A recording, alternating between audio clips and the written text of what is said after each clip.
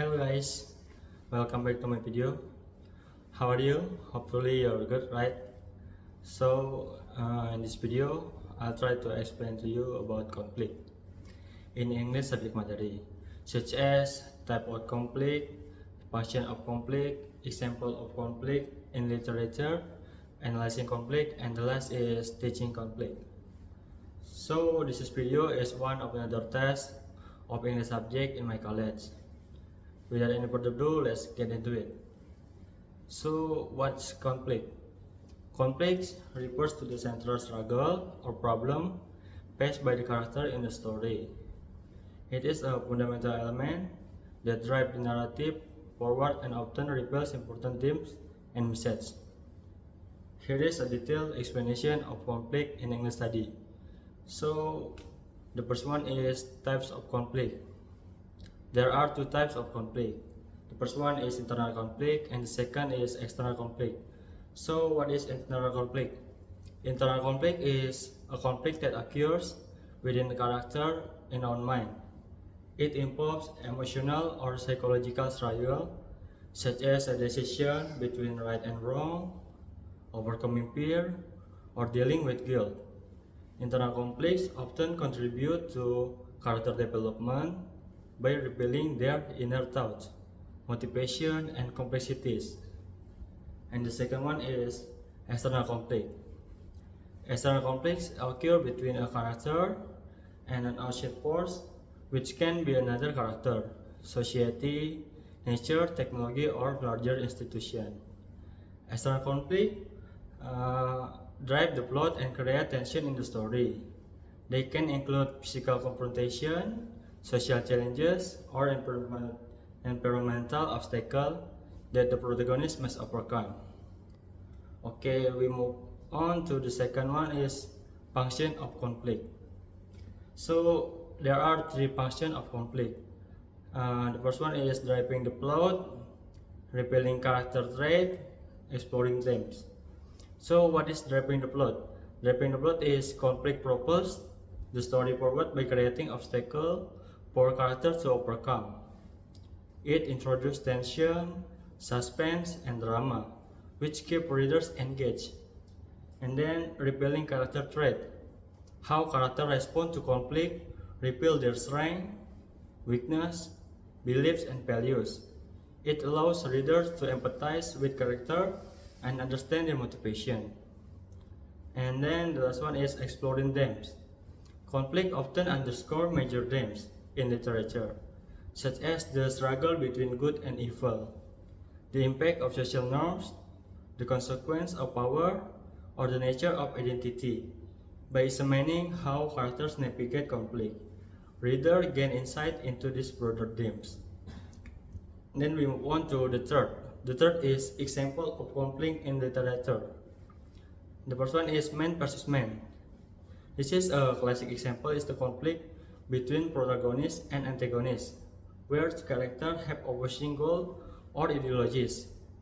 Example, Harry Potter versus Voldemort in the Harry Potter series. And then man versus nature. This type of conflict involves characters battling forces of nature, such as storm, wild animal, or natural disaster. Example, the struggle for survival in Jack London to build a fire. And then man versus society. Characters confront societal norms, injustice, or pressure, such as the fight against racism in Harper's Lee to kill a mockingbird. And then man versus self. This is internal struggles like overcoming fears, making tough decisions, or grappling with moral dilemma. Example like Hamlet's internal conflict in Shakespeare's Hamlet. And then the fourth is analyzing conflict. So what is analyzing conflict? When analyzing conflict in literature for English studies, students often examine cause and effect, resolution, and significance. We discuss the first one is cause and effect. Cause and effect. What triggered the conflict and how does it impact the characters and the plot? And the resolution is how is the conflict resolved and what does the resolution reveal about the character or larger themes. And significant is why is this conflict important to the story, what does it contribute to the overall meaning or message of the text. And the last one but not least is teaching conflicts. In an English class, teacher may use various strategies to teach about conflict. There are four strategies. The first one is close reading, a second comparative analysis, the third is discussion and debate, the fourth is creative writing.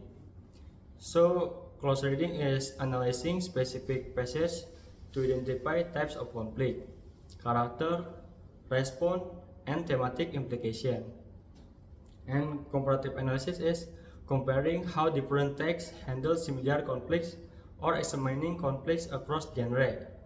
So, example, comparing a novel portrayal of war with a poem's depiction of personal struggle. And then discussion and debate, encouraging students to discuss ethical dilemma presented by conflicts, debate character motivation, or explore alternative resolution. This one is creative writing, prompting students to write narratives that incorporate different types of conflict, allowing them to apply their understanding of conflict dynamics. Understanding conflict in literature enhances student critical thinking skill, empathy for diverse perspective, and appreciation of thematic complexities. It enriches their engagement with text by highlighting the universal struggle and human experience depicted in literature. So, okay guys, that's all about conflict. Hopefully you understand what I try to say or explain and give you some new insight about what is conflict. That's all from me guys. Don't forget to like, comment, and subscribe to my channel. Thank you and see you.